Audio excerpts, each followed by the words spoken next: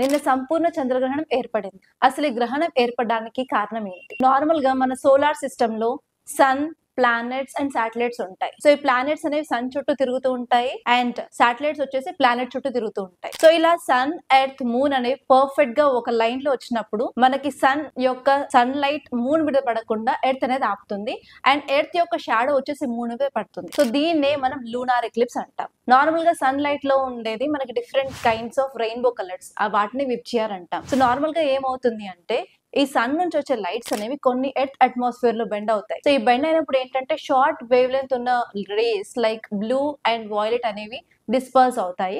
Long wave length ఉన్న red light మాత్రం moon మీద పడుతుంది అనమాట. సో మూన్ మీద ఏ లైట్ అయితే పడుతుందో దాన్ని రిఫ్లెక్ట్ అవ్వడం వల్ల మనకి మూన్ అనేది రెడ్ కలర్ కనిపిస్తుంది. ఓన్లీ సంపూర్ణ చంద్రగ్రహణంలో మాత్రమే మనకి మూన్ అనేది రెడ్ గా కనిపిస్తుంది.